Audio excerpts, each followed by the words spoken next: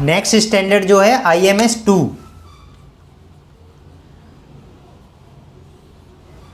अब इसमें बात हो रही है, हमने पिछले स्टैंडर्ड में जो बात की थी ना डेटा एंड इंफॉर्मेशन के बारे में, अब यहां पर बात हो रही है हमारे पास प्रोसेस हो for management and control of data and information. Management and control of data and information, ये कीवर्ड है यहां पर।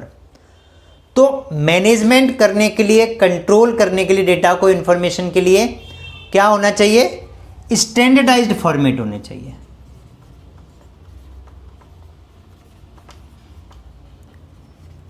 आप स्टैंडर्डाइज्ड फॉर्मेट से क्या समझते हैं? जो भी डेटा हमको कलेक्ट करना है उस डेटा का एक प्रॉपर फॉर्मेट होना चाहिए, चाहे हम फिजिकल फॉर्म में करें चाहे वो इलेक्ट्रॉनिक फॉर्म में करें। अब ऐसा नहीं कि इलेक्ट्रॉनिक फॉर्म में तो फ्री ब्लैंक स्पेस दे रखा है, कुछ भी लिखो, उसमें भी टैब्स होने चाहिए कि क्या क्या इंफॉर्मेशन, क्या क्या कॉलम्स फिल करने हैं। सेम फिजिकल में भी। तो जैसा हमारा कंसेंट फॉर्म होता है, तो कंसेंट फॉर्म में हम लिखते हैं ना, पेशेंट का नाम चाहिए, UHID चाहिए, एज, सेक्स, डॉक्टर का नाम, कौन सा प्रोसीजर हो रहा है, प्रोसीजर का नाम, पेशेंट के रिलेटिव के साइन, डेट, टाइम, नेम, जो कंसेंट समझा रहा है उसका नाम, उसके सिग्नेचर, विटनेस के साइन, ये क्या है? टैब्स हैं। तो इस टाइप का हमें फॉर्मेट बनाना चाहिए हर प्रोसेस के लिए। लामा पेशेंट जा रहा है तो उसका एक फॉर्मेट होना चाहिए, डिस्चार्ज समरी बना रहे हैं तो उसका एक फॉर्मेट होना चाहिए। तो स्टैंडर्डाइज्ड फॉर्मेट होना चाहिए। स्टैंडर्डाइज्ड का मतलब क्या है?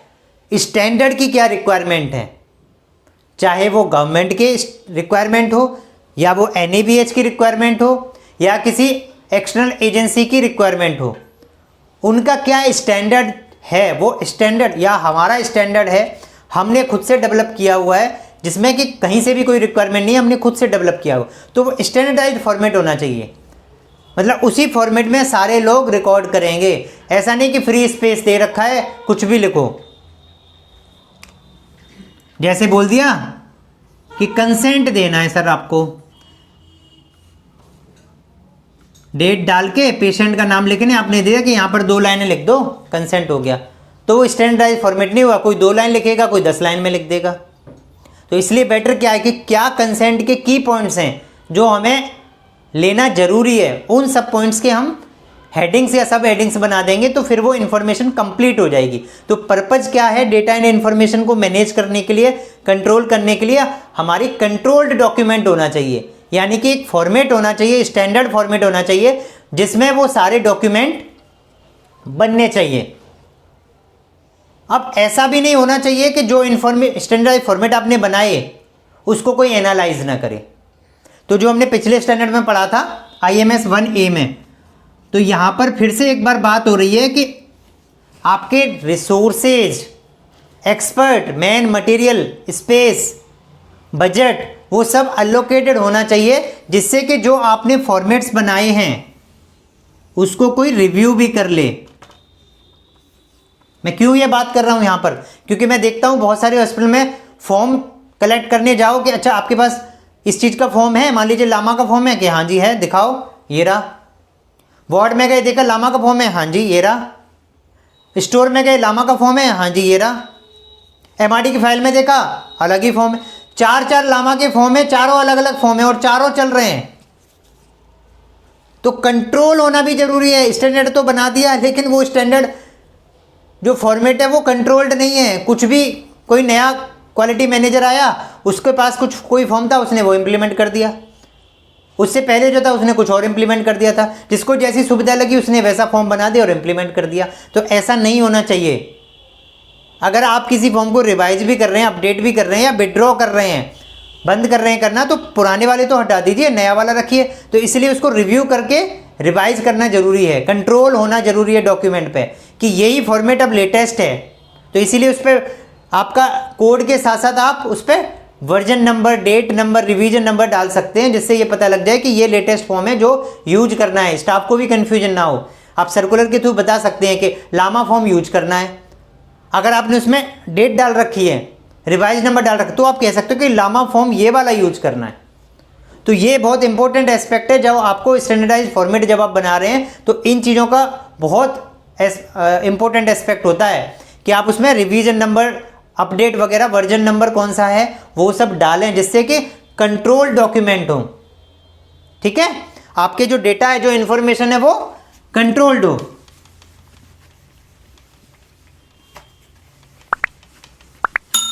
अब जब आपने फॉर्मेट्स बना लिए, एनालाइज कर लिया डेटा को, कैसे डेटा को, इंफॉर्मेशन को शेयर करना है, तो ये भी डिसाइड करना है कि उसकी फ्रीक्वेंसी क्या होगी। यानी कि वो डेटा मुझे डेली देना है, वीकली देना है, फोर्टनाइटली देना है, हर 15 दिन में, फोर्टनाइटली मतलब मंथली देना है, क्वार्टरली देना है। जैसे एनईबीएच को डेटा जाता है ना क्वार्टरली, हाफ ईयरली देना है,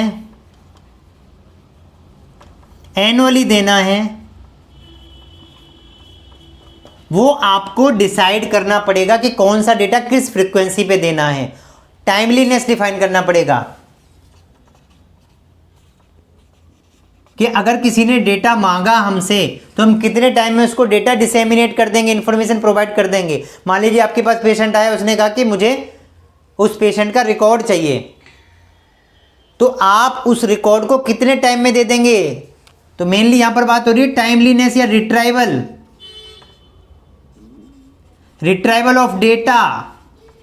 रिट्राइवल ऑफ डेटा का मतलब होता है कि आपके पास जो डेटा है उसको आप कितनी जल्दी रिट्राइव करके, अरेंज करके, जिसको चाहिए, जिसने भी, जो भी हमारा स्टेक होल्डर है, उसको हम कितनी जल्दी दे सकते हैं। उसका हमें पॉलिसी बनाना पड़ेगा कि मेरे हॉस्पिटल में ये पॉलिसी है कि अगर मुझसे कोई भी रिकॉर्ड मांगा जाता है, वो अलग अलग रिकॉर्ड्स के लिए अलग अलग हो सकता है, तो इस रिकॉर्ड को मैं इतने टाइम के अंदर अवेलेबल करा दूंगा। ये मैक्सिमम टाइम लिमिट है, मैं इससे पहले पहले करा दूंगा।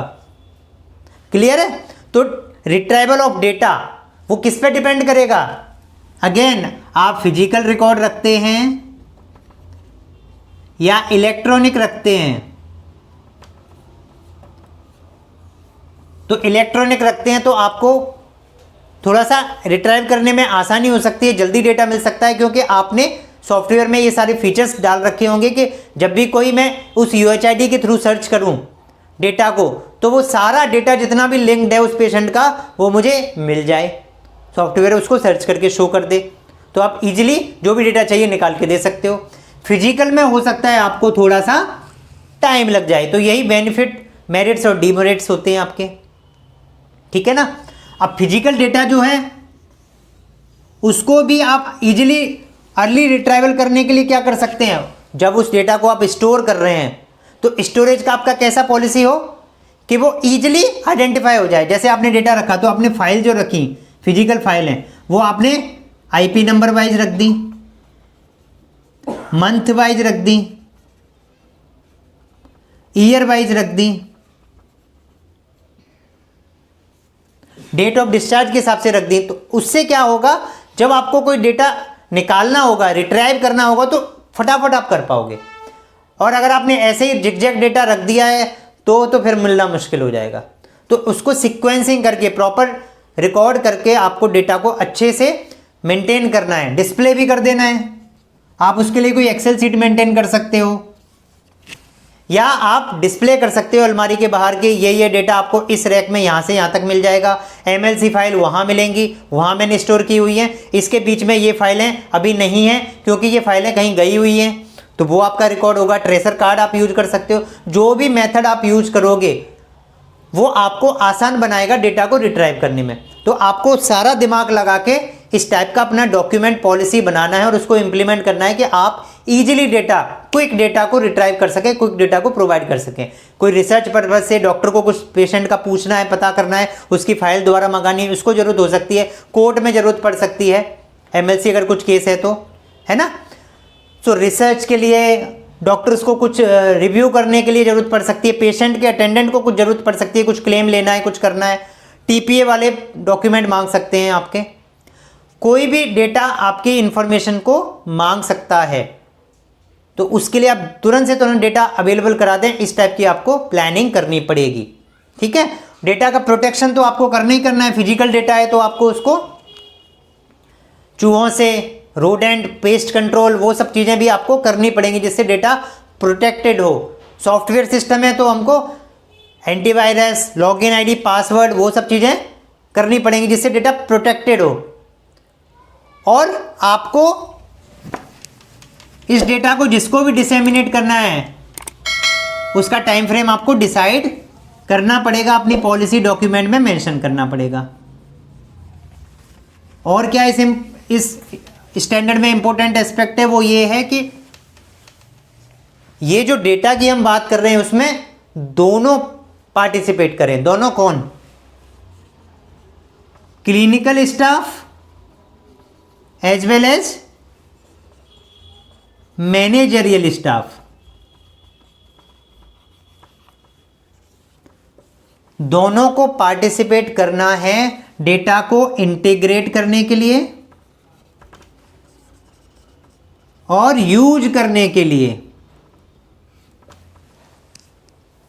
ठीक है, सो डेटा का इंटीग्रेट एंड यूज करने के लिए जैसे क्या ट्रेंड है, एनालिसिस करना है डेटा का। और उस ट्रेंड में, एनालिसिस में जैसे आपने देखा कि फीडबैक जो है वो डाउन होता चला जा रहा है, ये ट्रेंड हो रहा है।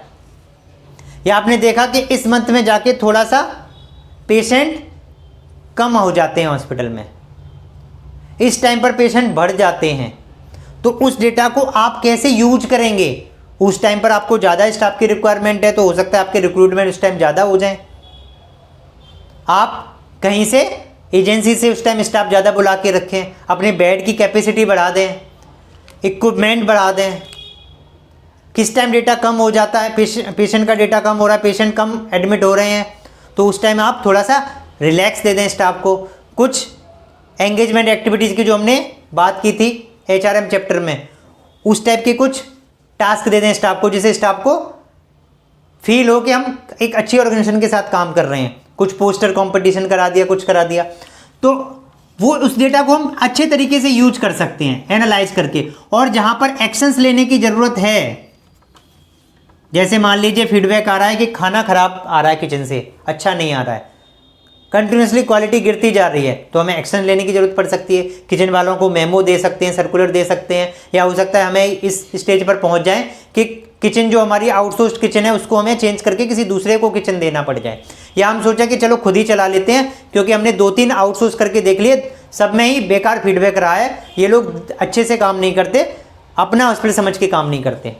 तो अगर ऐसा लग रहा है, वो कैसे पता चलेगा? अगर आपका क्लिनिकल मैनेजरियल स्टाफ पार्टिसिपेट करेगा आपके डेटा एंड इंफॉर्मेशन को एनालाइज करने में, ट्रेंड देखने में, तभी वो डिसीजंस लिए जा सकते हैं, तभी उसमें एक्शंस लिए जा सकते हैं।